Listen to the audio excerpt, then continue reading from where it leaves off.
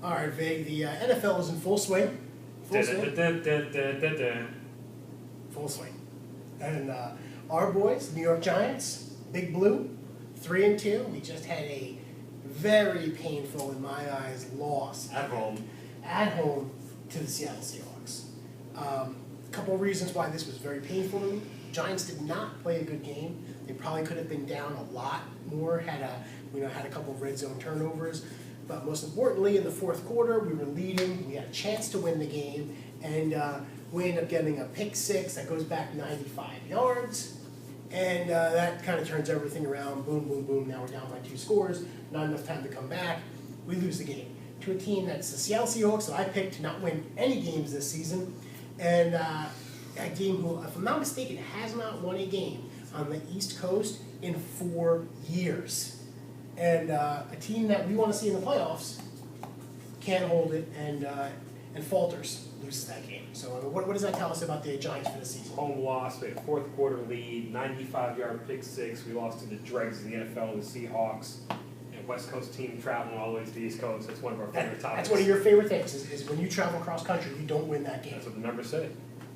And we lost that game. We lost it at home. At home. And we all of those things that you could say are certain winners. We lost that game. With what we consider as a above-average quarterback. Right.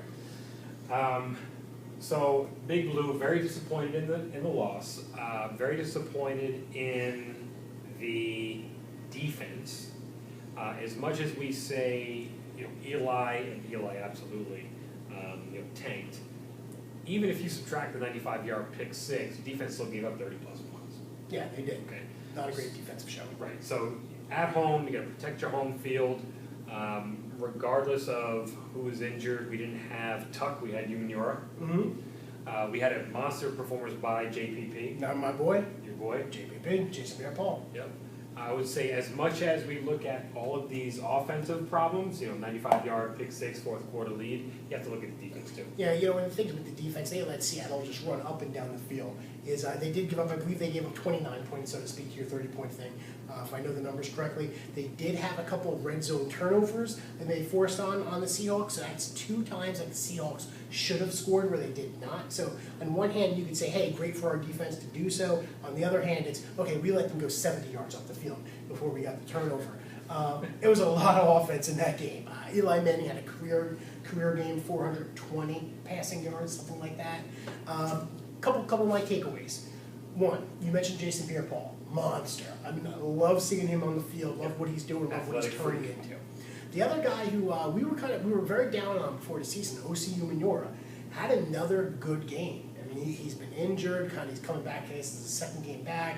Mr. Forced Fumble. Right, Mr. Forced Fumble had 50 of them last year. Had another good game. I'm close to saying just give him the damn extension. Give him the big money he wants for 3 or 4 years. The NFL, you have your short windows, go for it. Close to that. The other one is the coming of age of Victor Cruz, a guy who we've talked about before, who had a great game, 160 receiving yards, including a touchdown. Yes, you could blame him for that 95-yard return where it did bounce off his hand and into the defender's hands, as you saw, and he starts running. But he's coming of age. He's really filling out our receiving core. In the Arizona win, he goes down, doesn't get touched, throws the ball up, and by a technicality, we kept the ball. And according to that technicality, I actually agree with what the rule states. As far as I'm concerned, if you're down, we could do a whole post on this. I agree with that he is down according to that rule because he did not try to advance the ball and left the ball there. Is it a dumb move? Yes. The director of officials agreed with the call also after the game. Good. I like that Fiera guy, whatever his name is, who gives the input on that. It's good. My last little comment, I feel like I'm dominating this conversation, is last week's game in Arizona, we probably shouldn't have won. We came from behind, we played like crap, and eventually we were able to squeak it out because the Cardinals are just not a good team.